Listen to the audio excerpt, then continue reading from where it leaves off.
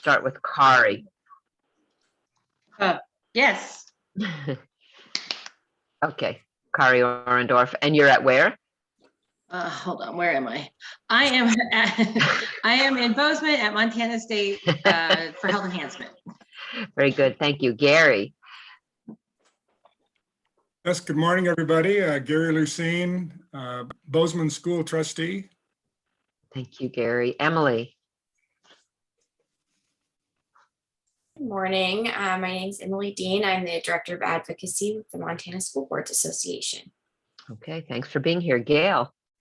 Hi, I'm Gail Stephenson from Sydney, Montana. I'm the Richland County Superintendent. Very good, thank you. Anne, our proxy. Good morning, everyone. I'm Ann Eubank. I'm the head of the Department of Education at Montana State University, and I am sitting in on behalf of our dean, Allison Harmon. Thank you so much for being here, Anne. Jennifer. Good morning, I'm Jennifer Smith. I'm the chairperson for MACI, Montana Advisory Council on Indian Education, and I work for Billings Public Schools as the Executive Director of Indian Education. Okay, thank you. Jewel.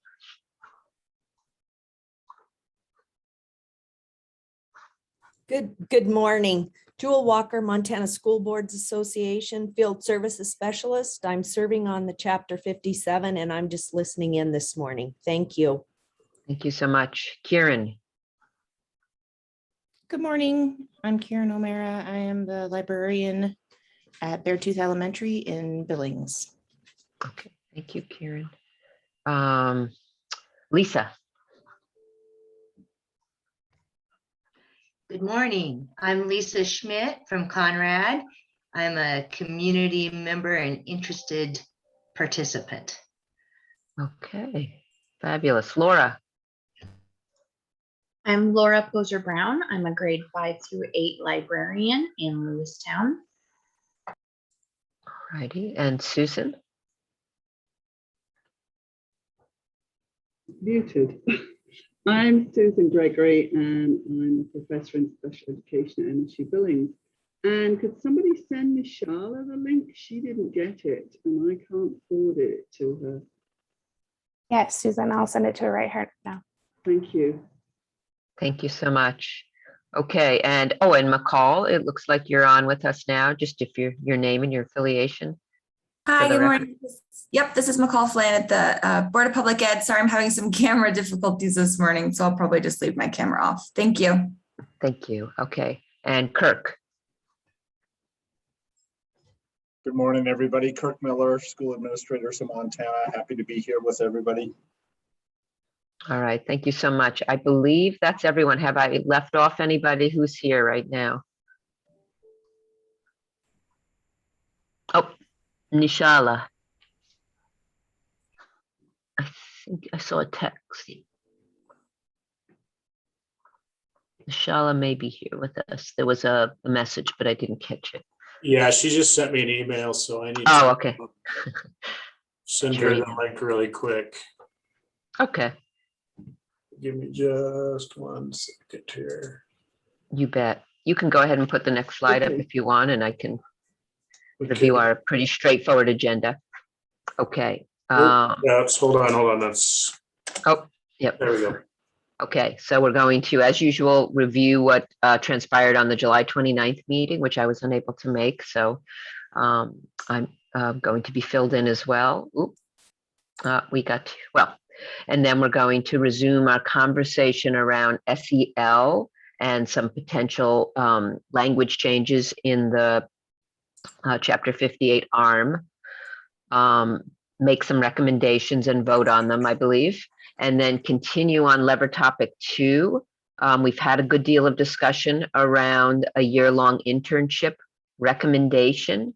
And we'll talk about that and see if there are also any language changes that we want to make related to that topic, and hopefully begin to discuss lever topic 3, which is increased observation and mentorship.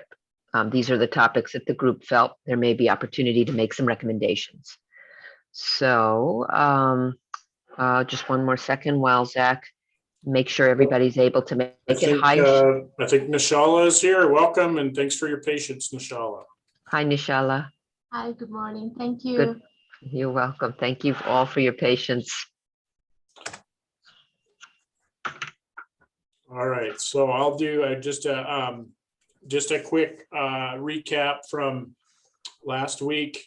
We had some conversation around the intent of the American Sign Language, and it was an endorsement so that folks could teach this, not necessarily just to teach students who are hearing impaired. Also, some conversation around how EPPs decide which endorsements to offer, and that included, what kind of faculty do they have in the different content areas? What do they see as far as a market demand for specific major areas, things like that. Some talk about how tribal language endorsements might work, since that was a recommendation of this task force to add that. How would the EPPs find those language experts, and how would that, that language content be delivered within the EPP to their candidates? So we had some conversation around that. And then ultimately there was a vote to add American Sign Language as a specific endorsement, and a discussion, the follow-up discussion, and I think where we'll kind of pick up today is, where in the ARM should we really place social emotional learning? Should it be in a revision of a specific section of 510, or should we add something new to 510? And I believe Gary, in a minute here, I'll kind of give him the floor. He actually sent a language recommendation yesterday that I think he would like to share with everybody. And then there was Curtis. I'm not sure if Curtis is on today, but he had shared previously PACS, which does implement, it is another way to implement certain elements of SEL. So that's kind of the conversation from last week. Are there any questions or comments?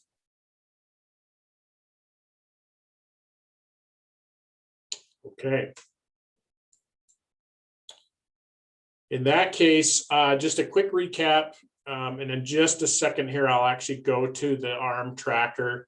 But kind of the options that were suggested last week was a language change to 1058-501C to incorporate elements of social emotional learning, or to 501H, or to add add another item, add an item M, which would speak specifically to social emotional learning and address it that way.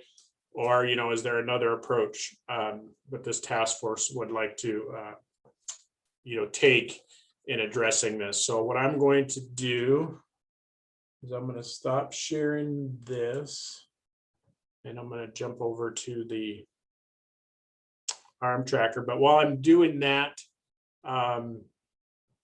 Gary, would you like to share what you shared yesterday? Yeah, thank you very much, Zach.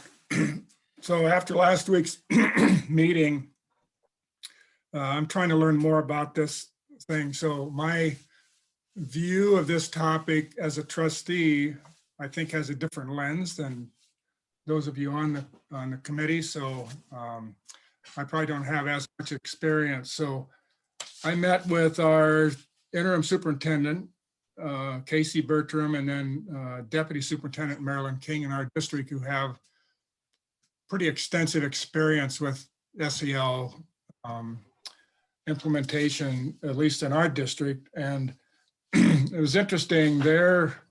We reviewed the chapter 58-501, all the elements, and their view of it was that we may want to include something in SEL in G, And in that discussion, they suggested taking out the word cognitive abilities in there. And the end result was language, which I'll read now, that could either replace G, was their suggestion, but that's certainly open for discussion, or have an entirely new line, which would be M. So the language is plan and implement evidence-based instruction, interventions, and extensions that support the diverse academic and social, emotional, and behavioral needs of all students. The intent of this was to capture some language specifically recognizing SEL, but also to include that with really all students. And what I'm seeing is, one of the challenges we have is, which I think is a good challenge, is the personalized learning effort, which I totally support. And I think that brings with it some of these challenges that we're dealing with in the classroom on a lot of the social and emotional issues that students can have on a broad spectrum, broad range. So some may be minimal, but they need some support. Some may be very extensive and they need a lot of support. So the intent of this was to define language, which hopefully the EPP people could read and interpret and understand really what is out there that is currently, at least our district, and I know many districts around the state are facing the same thing. So I will stop there and we can have a discussion, and I'm glad to answer any questions. Thanks, Gary. And I don't know if folks saw, if you can see that I did copy and paste that text that you sent, Gary, in there so everybody can hopefully see it. Thank you. Yep, thank you.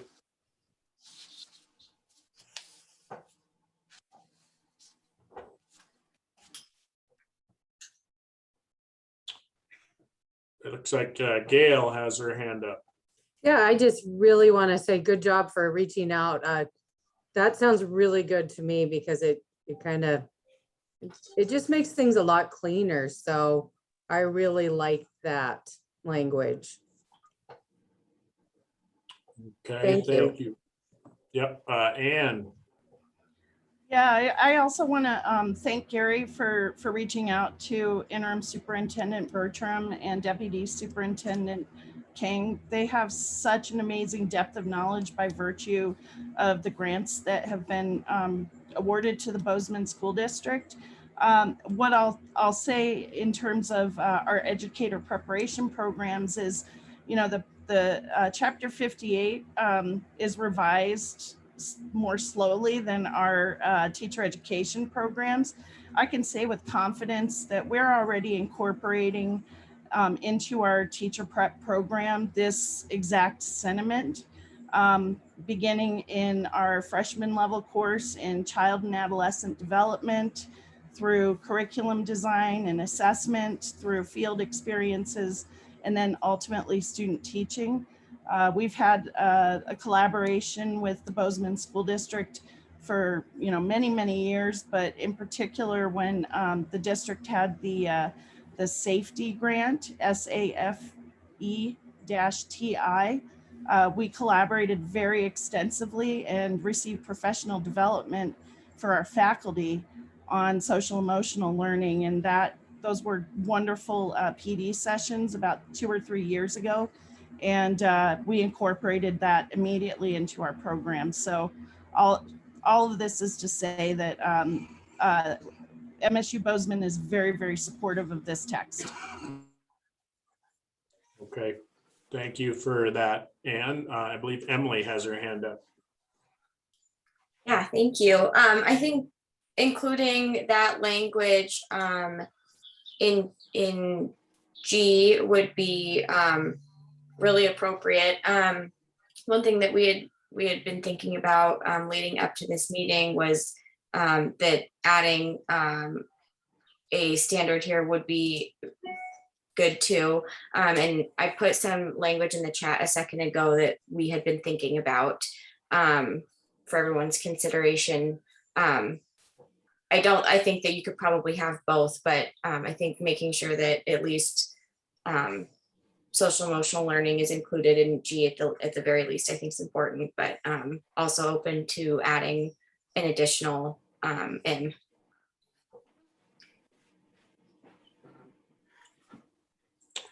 Okay, yeah, thank you. So yeah, it looks like what Emily has added is just the specific elements: self-awareness, self-management, social awareness, relationship skills, and responsible decision-making.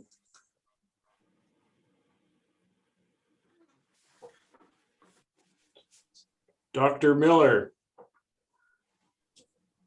Good morning. I would support the language that was submitted by Gary. I think the simplicity of addressing the intervention as well as academic and just leaving social emotional, those words as they are, will allow school districts to be able to meet that standard using a variety of skills, and that we shouldn't get more particular than that on the language. What was in G before from way back when was very, very specific. And I think it ends up being difficult to have the flexibility for school districts to meet all of the things that are in there. And the new language that's been recommended, I think gives more flexibility to the school district. Okay, thank you for that, Kirk.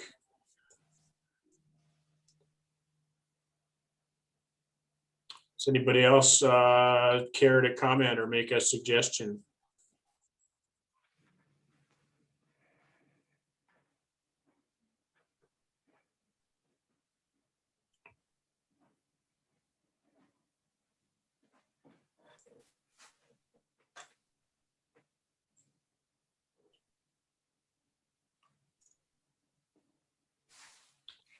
In that case, are we comfortable moving forward with a vote on recommending that 1058-501G is revised to read: plan and implement evidence-based instruction, interventions, and extensions that support the diverse academic, social, emotional, and behavioral needs of students?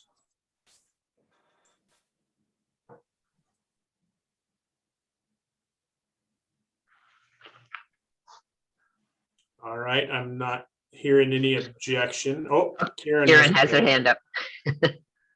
I don't have an objection. I just wanted to clarify.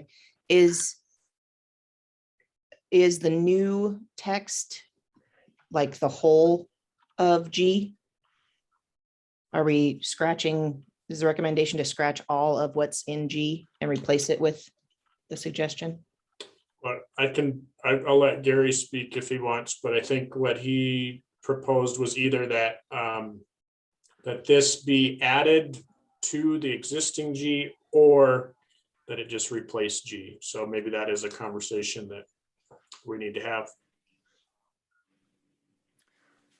Guess if I could chime in, I'll just kind of express what the thoughts of, this is just Marilyn and Casey. So obviously more thoughts need to be heard, but they felt, and this kind of relates to what Ann commented on, of it felt that the language in G is definitely outdated, and that the new language we came up with would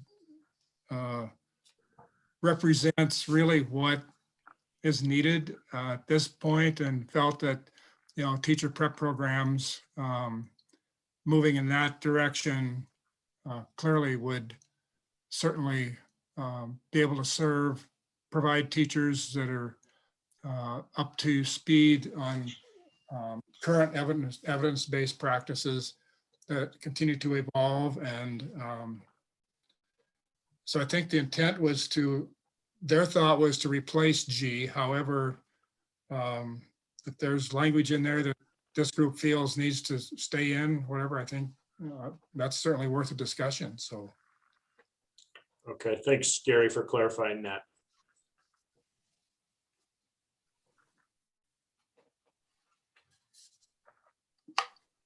I just wanted to say that sounds good to me. Thank you for the clarification.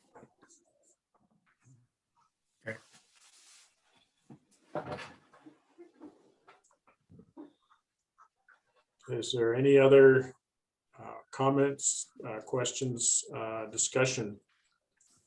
Zach, this is Jacqueline. Do we need to make sure there's any public comment that it comes now before we vote?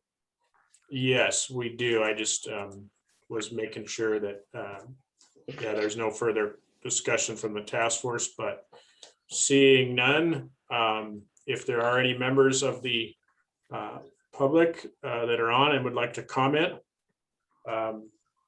now is a good time to do so. And I need to make sure.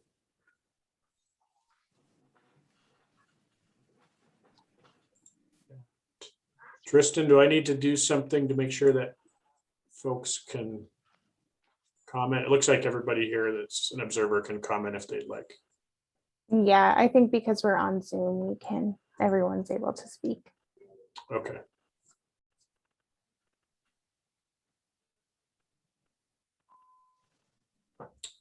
All right, well, it doesn't appear that we have any public comment on this recommendation.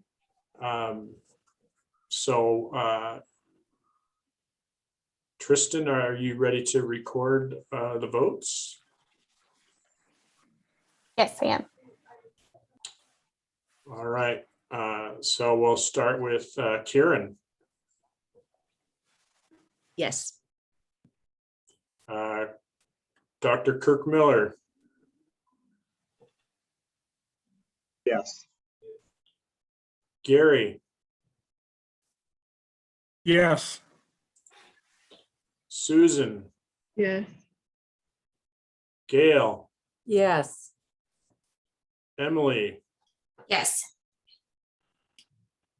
Nishala. Yes. Kari. Yes. Lisa. Yes. Laura.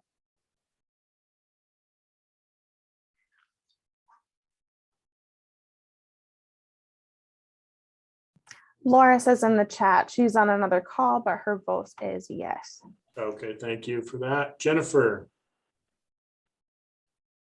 Yes. Anne. Yes. McCall. Yes. I believe that is everybody that's on today. Did I miss anybody from the task force?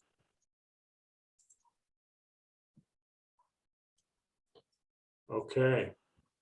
Well, it seems that that is a unanimous recommendation. So Woohoo. we will move to. Thank you, discuss- Gary. Yeah, thanks, Gary, for bringing that forward. Yep. Thank you, everybody. So I'll show the lever topic 2 in just 1 second.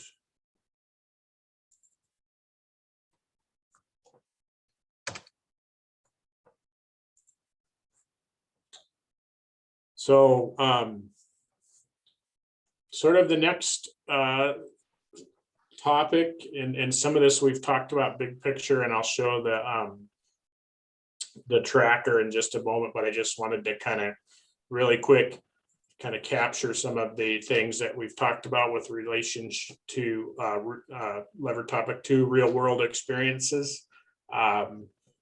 Alternative pathways to certification and endorsement, more connections between classroom and real world experience. And then, the relevant ARM sections that have been identified are 1058 312, 501, 605, 606, and 610. And then sort of a broader topic of discussion that has gone on, not so much recently, but earlier on in these meetings, was the idea of a year-long internship or a pilot program, where and that could just be a broad recommendation that's made to the superintendent, that we begin to explore this idea, because I think as a general thing in this task force, there was a thought process that candidates need to spend more time in the field. They need to have more diverse experiences in different classrooms with different student populations, things like that, before they actually step into a classroom as a certified teacher. So that's just kind of a recap. Are there any other comments, questions, something I missed that people would like to bring forward now?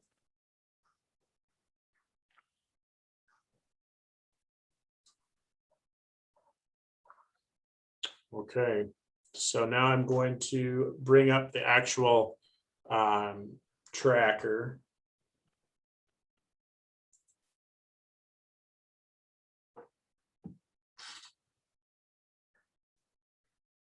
Zach, while you're doing that, we did sort of wordsmith a potential recommendation for the state examining and investigating the viability of a year-long residency. So we could put this, I could have it in the chat. I could just send this and people could see this is one way to word a broad recommendation. It wouldn't involve language changes in the ARM, but it might help us have that option as available. And we can always put it in the tracker as well. But is it okay if I send that? Yeah, that's fine. Okay. And this is just one option. We can make changes, of course.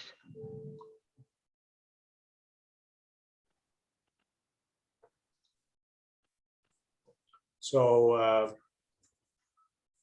the language that she shared in the chat, the state should investigate how to increase access of EPP students to paid on-site clinical residencies in diverse educational settings.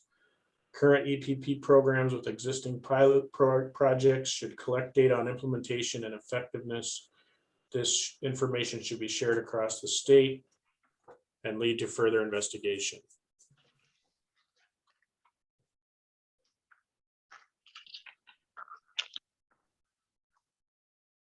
McCall.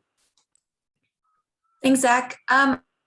Just a quick question. I know we talked a little bit about this early on, but I'm wondering if there have been any conversations around who would pay for those on-site clinical residencies, and where that funding would come from. Wow. So you only have like 20 minutes. Tell me what's paid. It's on-site clinical. They want a year of student teaching role. Oh, I thought Diane, you're unmuted. I think you're unmuted. So McCall, others may have something to say. I don't believe there was a conversation about who would pay. I believe it was sort of brought up that as a part of this process, if this were to be put specifically into the ARM, that then if there was a fiscal implication that before the Board of Public Ed could adopt that language, that there would have to be an appropriation made by the legislature. Susan.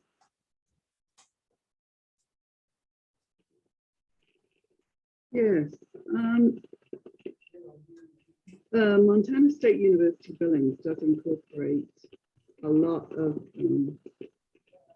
clinical experiences, and I know that Bozeman does as well. I'm not so familiar with some of the other programs, but I do. One of the issues that we've encountered is that we have had to pull back from offering sophomore students experiences in the public school. because in Billings, and this has been happened for probably 10 plus years or so, in Billings,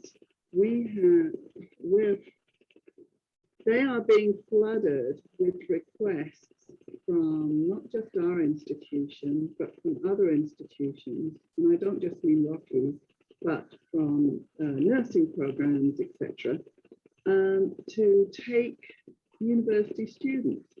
So as much as we would like to enrich our programs with more field experiences, we are, the school districts are really the gatekeeper of that. We cannot force districts to take students for all of the field experiences we would like to do. So, you know, as much as we mandate this or require this, there is another side to that conversation. So I just wanted to bring that point up. All right. Thank you, Susan. That is an important point. Emily. Yeah, I just wanted to bring up another point that since this conversation first started, we've started doing some research internally because frequently, you know, I think it is what we found out is maybe not necessarily in law, but people thought it was in law, was that student teachers could not be paid. And so we reached out to Cheryl to see if she could find it in law. And we all started looking, and what we actually found was in 24-101 subsection 3. And it just says that they have to be non-salaried, and within MCA, non-salaried is different than uncompensated. And I know what we've talked about before that, you know, there's nothing necessarily really stopping these from anyone from doing this type of pilot program or implementing something like this. But there are a few ways to comply with 24-101. But I do think it would be helpful if this group, in the meantime, until we can, you know, wipe out that non-salaried restriction, that we start laying the groundwork in terms of inserting language in ARM that specifically authorizes payment as far as 24-101 currently allows, and then working to get 24-101 amended. But that's one thing I just wanted to know, because it was something that had stumped us for a little bit. But it is just non-salaried in MCA, not actually uncompensated, which are two different things. All right. Thank you for sharing that and for doing that research.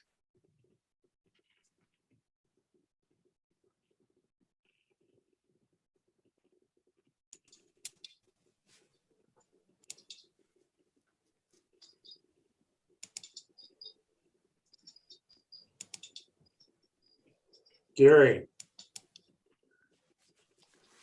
Yeah, thanks. I just follow up kind of on Emily's point.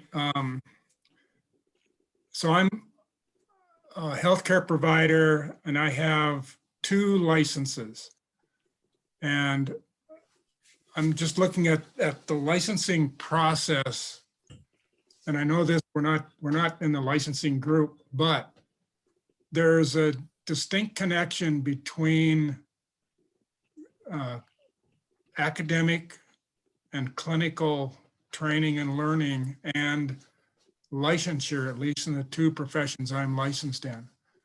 And I think to me, this topic has got several complexities to it that may be much bigger than simply trying to figure out how to get more in classroom time for teachers. And it's kind of leading me to the point, and this is where the EPP people need to step in, but it just seems like investigating this thoroughly, I think, is definitely the way to go. And how that's paid for is certainly an important question. But I think it just seems to me like there's larger issues that may come up out there that would need to be resolved and addressed to really put this together in a very efficient and effective manner. Yeah, thank you for that, Gary. And I think, you know, that would be, so I guess a decision here would be, you know, do we put specific ARM language in that leads in this direction?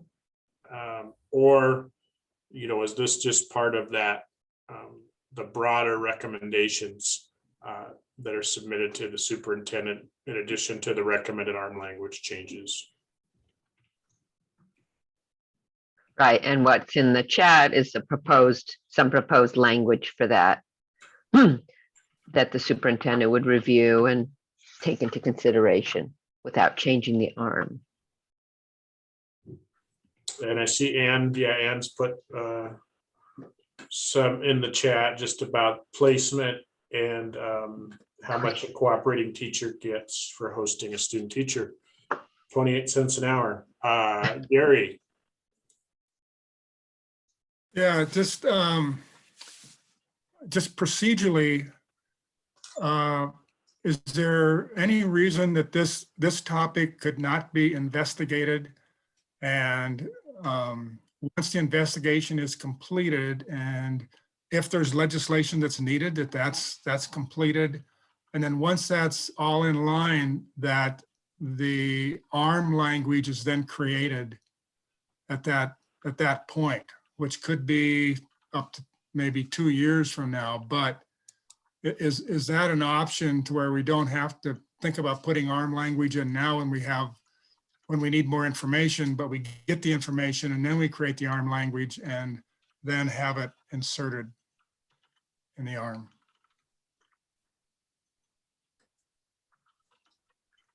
So your thought process, Gary, would be that you make a recommendation to investigate this further, just a broad recommendation to further explore and investigate feasibility, I guess maybe would be a word, around this, you know, doing this eventually and putting it in ARM. And I see Kirk has his hand up. So I would support what Gary has just described, in that it could be a recommendation that could be investigated with the full understanding that that OCHI recruitment and retention steering committee, of which Allison is a chair, a co-chair, have been working on and looking at an advanced student teaching model, which is like a full year internship that would be paid. And they're even doing the investigation of who would cooperate with paying for making that happen, and how we would target, you know, rural schools, because that's where the critical shortages are. So I think just by making a recommendation and then allowing that advanced student teaching model to be experimented with would lend a lot of credibility to what ultimately then could be placed into a bill once that's ironed out. I would hesitate actually adding something to rule at this time, but allow a process here that is currently underway through that advanced student teaching model and that recommendation to take hold, and then go through the route as Gary has described of utilizing legislation that would then probably come to the interim education committee as a recommendation, and then make it through the legislative process. All right, thanks for that, Kirk. Kari has her hand up. I just want to say that I agree with what Kirk was saying. I believe there's partnerships in the ARM already, 1058, 312, like section D. Doesn't it? I think it would support what we're trying to, for this type of delivery. But I was just wondering if there's anything to see if there's not anything in the ARM already, because we are like the partnership's already in there. We just kind of have to massage it maybe, but it seems to be in there. Is there something that we need to add?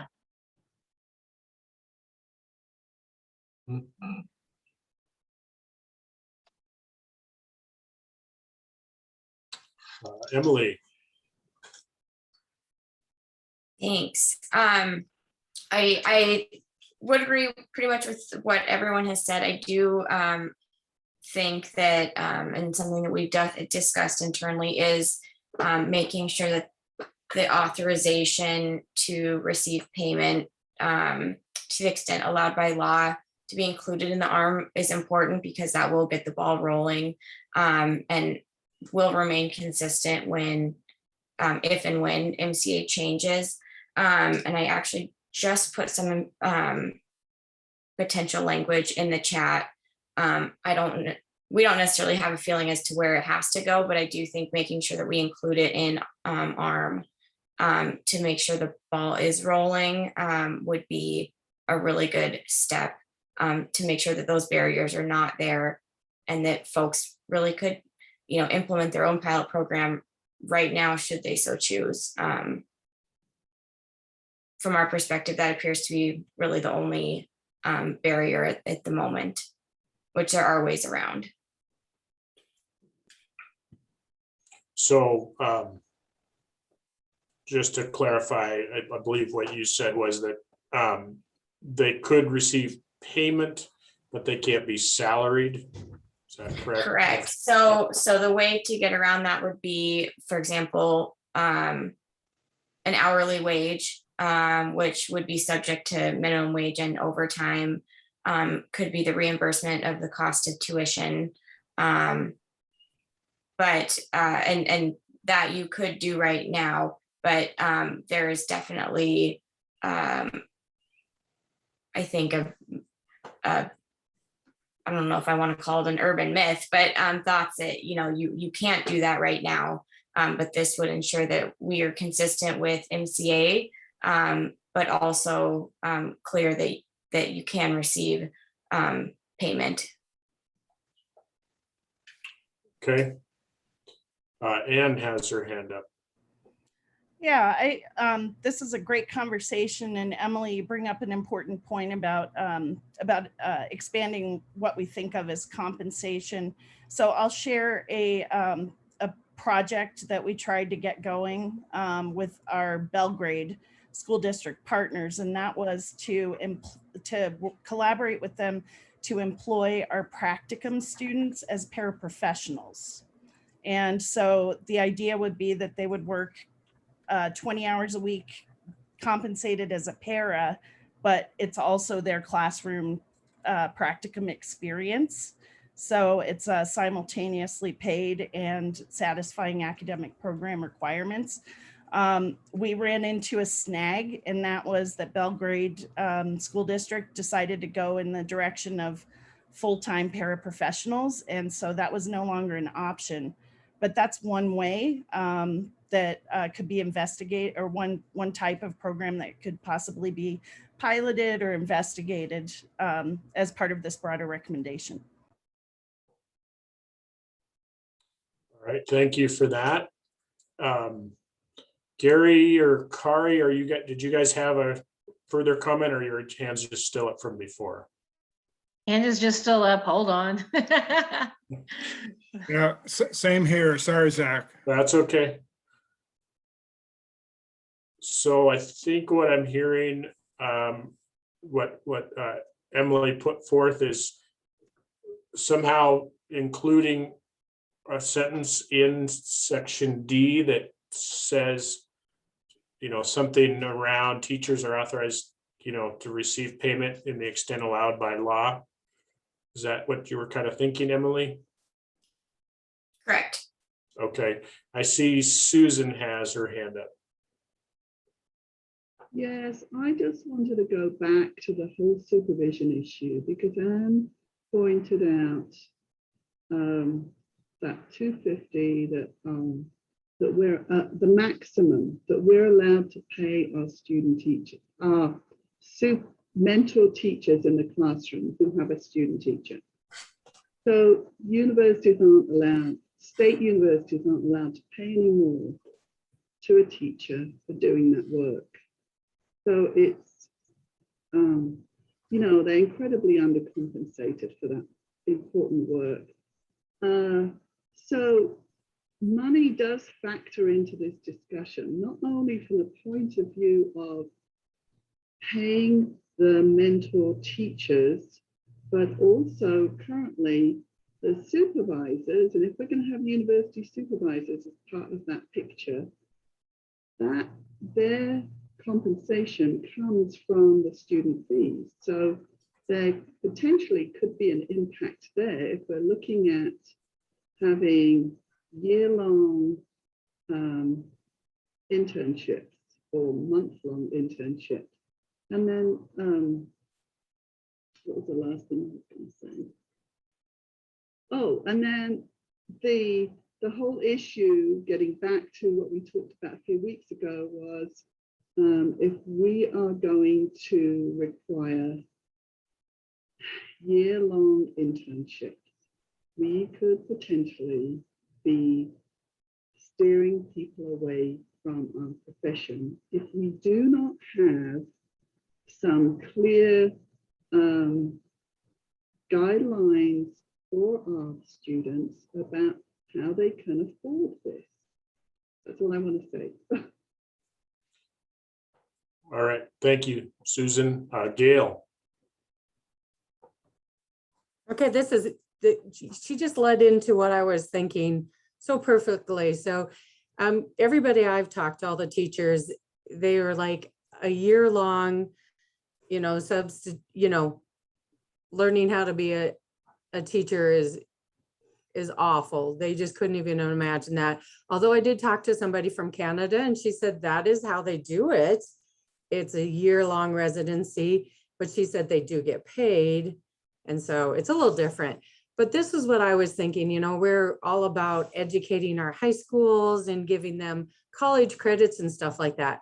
What if we thought about a program that could get those kids into local schools? So you're not bugging a whole bunch of people in Bozeman or Billings or something like that. So those kids go maybe for a week long in a different classroom every week, just to see, you know, maybe somebody does PACS really good. Maybe somebody does, you know, Love and Logic really good. So they're actually out there looking to see what kind of things the good teachers do.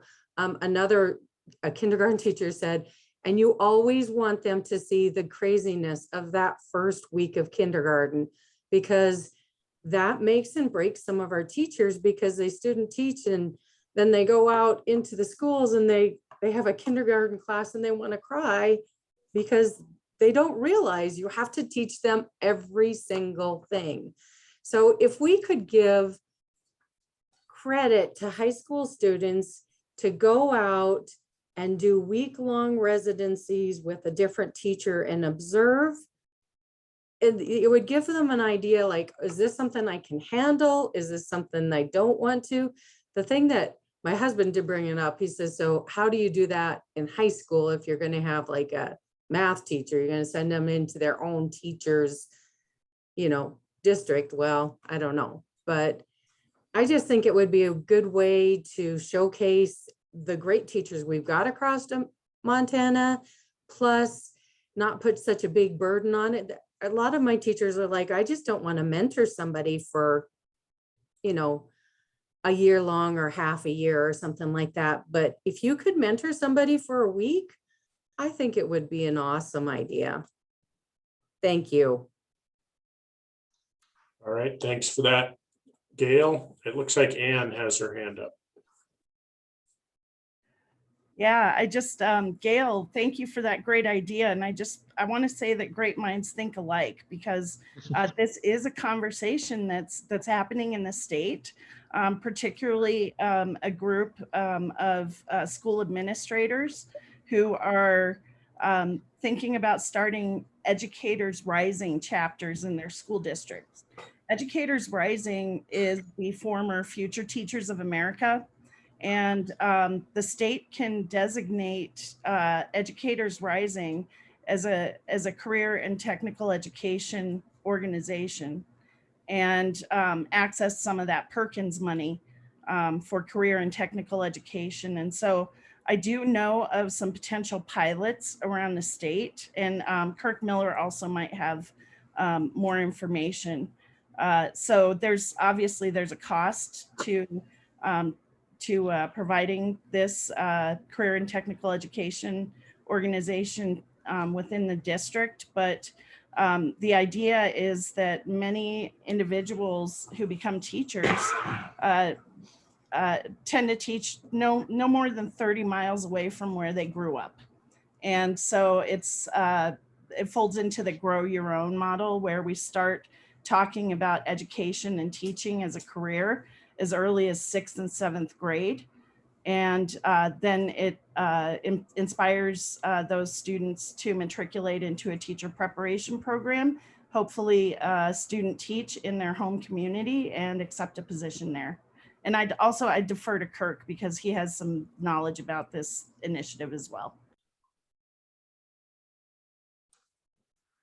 Yeah, thanks, Anne. Yeah, I would just add, I think you nailed it on what the concept is with Educators Rising.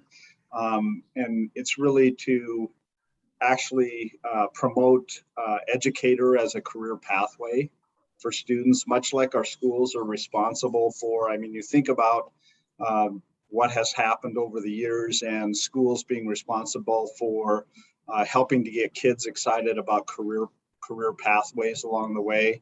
The most recent has been the health occupations and biomed academies, and that have been health academies that are developed all over the state. And the concept that was developed, 5 to 6 years ago, and that really educators should be raising their own profession to a level that they do other professions, and get our kids excited about becoming educators into the future, because that's ultimately the only solution to, or the real solution to, the recruitment and retention effort that's out there. And so Educators Rising is a concept just like we do with FFA and the BPE and all of the different kinds of student organizations that are out there, that gives them an opportunity to learn about a career pathway in a big way, and then actually experience some of the opportunities that would happen as a result of being in that career pathway. And so, there are chapters. There were about 4 of them that were developed over the last 2 years in a couple of districts, and there's an ongoing effort. There was a meeting yesterday to try to get more interest in districts all over the state that would help develop Educator Rising chapter, which would become a student organization. And there's actually a curriculum that is built around that, and it ties into other opportunities that the recruitment and retention folks have been working on with dual credit classes that actually focus on Educator 101. It's a dual credit class that would give a student in high school the opportunity to take a class and learn about education as a profession moving forward. So all of this stuff ties together, and is really, the bent is to help improve the recruitment and retention and find that ultimate solution, which is to have our kids become interested in education as a profession, and aspire to become educators moving forward. All right, thanks for explaining that in a little more detail, Kirk.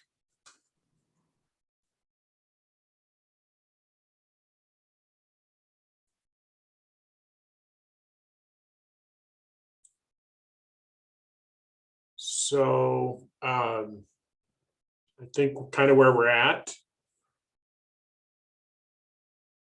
and Ann just added a chat about they partner with Opime and Park High School to teach Education 101 for dual credit.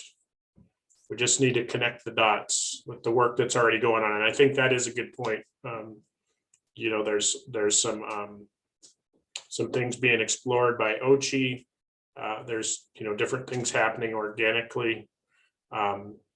So as it relates to the ARM and, you know, broad recommendations, I believe we had basically Emily suggested that possibly adding language to 312 that somehow says pre-service teachers are authorized to receive payment to the extent allowed by law. And then it sounds like there's maybe just a broader recommendation to you know, continue exploring this and possibly making some, you know, bigger ARM changes down the road.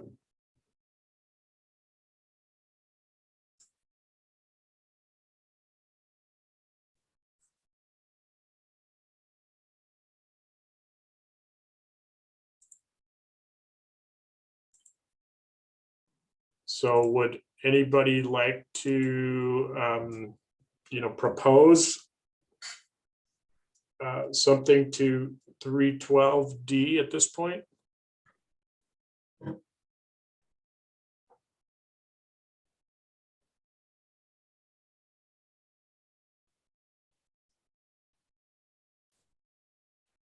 Kurt, go ahead. Yeah, so Zach, I think including the enabling language that Emily has outlined, you know, I don't know if the right place is 312D, but certainly it could fit in there that that kicks off, I believe, by the language of pre-service teachers are authorized to receive payment to the extent allowed by law, is enabling language that will allow any kind of pilot projects that are being looked at to actually happen, so that we then have the evidence to be able to move forward with whatever that, you know, full year-long internship, however that manifests itself into the future. But I would recommend that we include that enabling language as outlined by Emily in the chat in 1058 312D. Okay, I'm just going to put it in there so everybody can see it.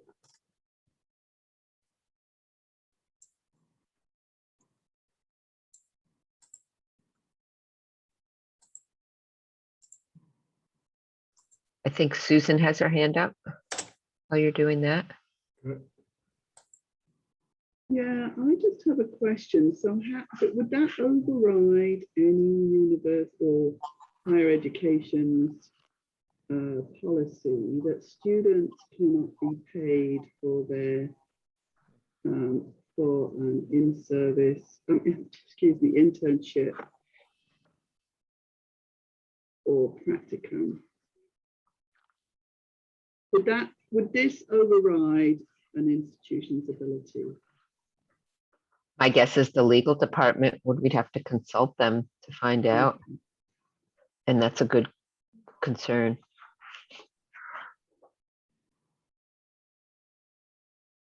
We can make the suggestion and then ask that the legal department review and see if there are potential challenges and have that reported back.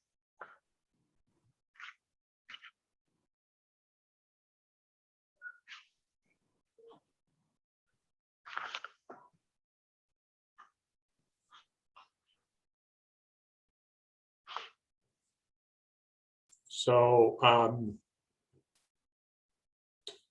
is there any further comment from the task force members before we vote on this recommendation?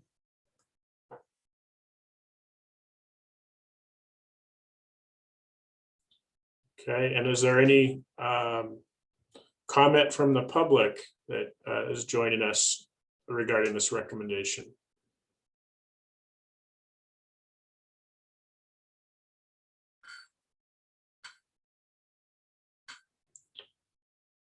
Okay, Hearing none, Tristan, are you ready to record the votes?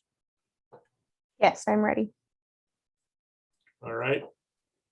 So this vote would be on a recommendation to add enabling language that clarifies that pre-service teachers are authorized to receive payment to the extent allowed by law, and however legal crafts that in compliance with existing law. So I'll start with Susan. Do you have to?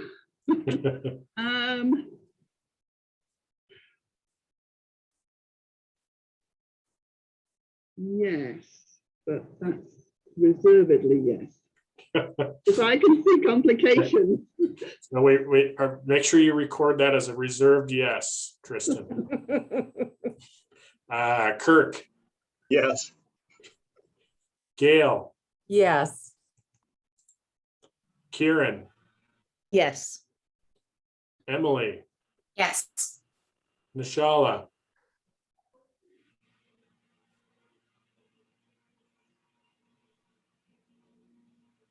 Nishala says in the text, there's a problem with my microphone. Her vote is yes.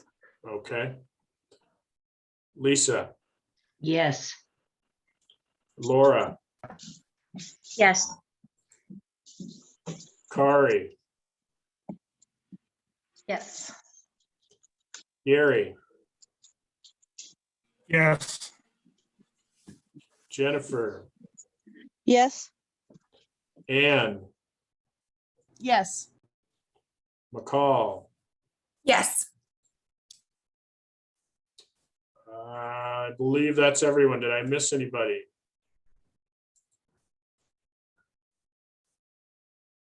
Nope, that's it. Okay. Well, we have a fairly unanimous again, one reserved yes, but basically all yeses. So I guess we have just about 10 minutes left. Are there other places in the ARM that we might make other changes relative to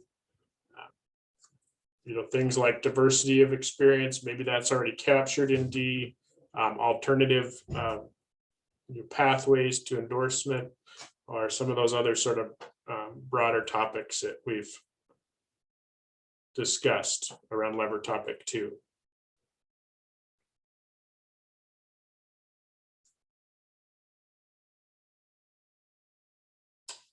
Kieran. I just had a question. Are we going to continue the conversation about the year-long pilot program idea, or are we just kind of tabling that? Well, I think, I guess that's a good point. So are you asking, do we also want to make a broader recommendation in partnership with this ARM language change? Is that what you're asking? Right. I was just curious if we wanted to continue discussion on that or move forward on, do we want to make a recommendation of a year-long internship, or are we leaning towards no on that? What I've heard, I think, is that we want to make a recommendation that this be explored further, but that this ARM language change would kind of open the door for further exploration. But anybody that's commented or is involved can clarify if they think I'm not capturing that correctly. Okay, so is that going back to Jacqueline's statement in the chat? The state should investigate how to increase access of APP students to paid on. Yes, I think so, but I think Gary has his hand up. Okay. Yeah, thanks. I think that's a good point. I think just to clarify, and procedurally, if we make a recommendation like that for the investigation piece, then who does that go to? And what role would this group make in communicating with the decision makers to move forward?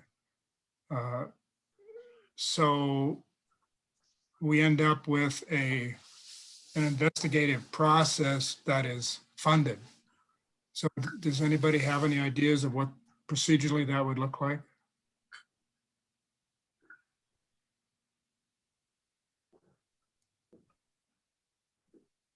So, yeah, I mean, ultimately, these recommendations from this task force go to the superintendent. And from there, if the superintendent were to want to, bring that forward, then I think it would be a conversation with partners and stakeholders to start to look at this, what is happening, what are the logistical and fiscal ramifications, all of those things. And then eventually I think it would come back maybe to, a subsequent task force to address this deeper. Should it get that far, I guess is how that's to my understanding of the process, but others can certainly chime in.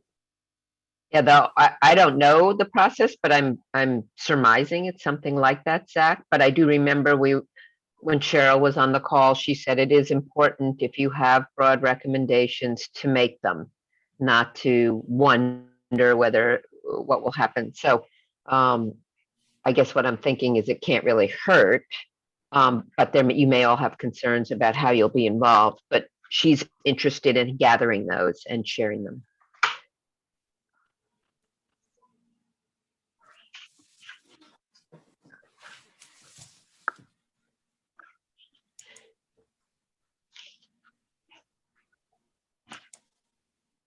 Okay, go, Gary.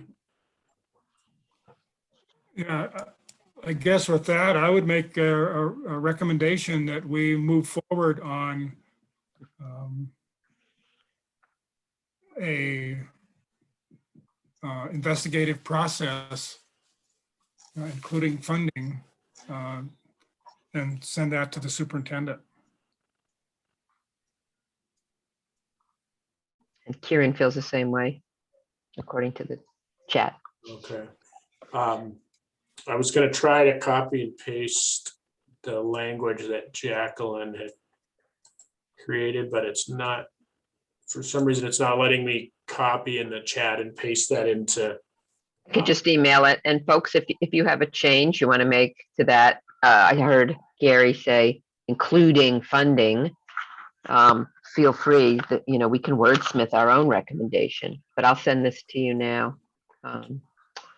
All right, that sounds good. And I see, I just wanted to note that Nishala just put in the chat, is 1 year an ideal duration, or could there be other options? I agree that this topic needs further investigation. And Kieran said the length of a school year is, I think she's saying ideal. Emily. I was just going to mention that I think it's important just to remember with this that, it would be just another option, not necessarily, a mandated program, another route. Okay.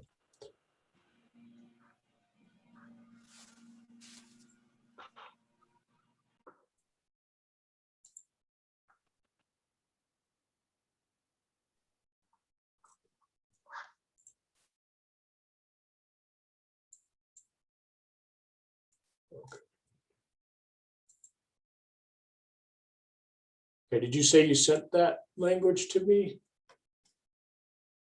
Jacqueline? Yes, I emailed it. Okay, it doesn't seem to be showing up quite yet. But we have about 4 minutes left. Oh, okay. Tristan just sent it to me in Teams. Let's see.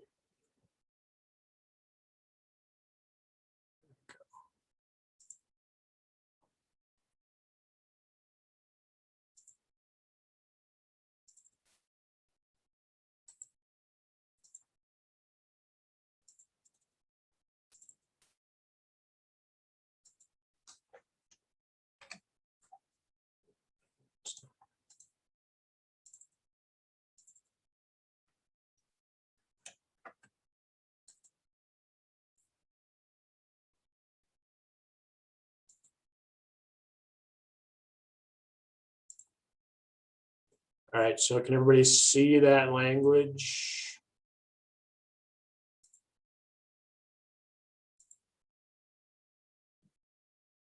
Here, let me scroll. It's kind of long and I don't know if, let me see if I can figure out how to get that to wrap. Tristan, do you know what I need to do to get it to wrap text? Yeah, so up on your little toolbar, you see like the bold and italic over to the right. Oh, yep. Keep going right. Oh, it looks like it wrapped already. It's not that one. The next one is, and then it's that one, I think usually is the wrap. Merge. Well, Sorry, folks.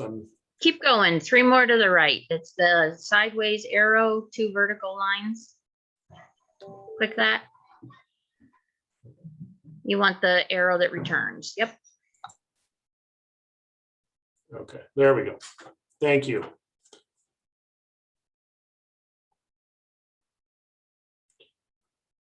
So,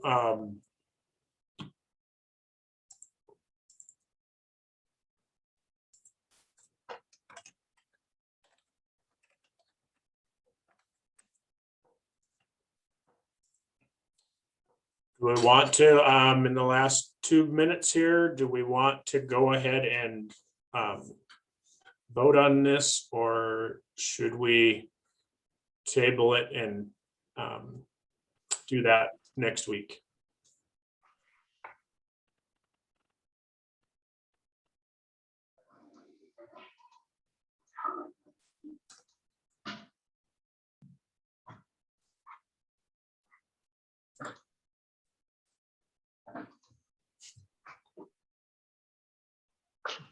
This is Laura. I vote we table it till next time. Yeah, I see we've got some people jumping off, and Susan said table, we need to include mentoring. Okay, so in the last minute, one thing I would just put forth, I thought it was a good process when Gary brought, some specific language. So I would encourage folks, as we're looking at lever topic 2, if they have specific changes they'd like to make and bring language forward to the group. I think that's a good, I think it's just maybe a little more efficient process, I guess. So I would encourage folks to consider doing that if there's places in here that they think can address some of what's been discussed. And, maybe at some point we can revisit the idea of, having subgroups. I know that was something that was didn't seem to be a route that folks wanted to go, but it might be something that we want to revisit as we think about sort of what we have left before October. So I throw that out there for as food for thought, but we are at our time. I want to thank everybody for being here today. Thank you for all your contributions and important conversation. And please have a wonderful rest of your day. Thank you. Bye, everyone. Thank you. Thanks. Bye, everybody. Thank you.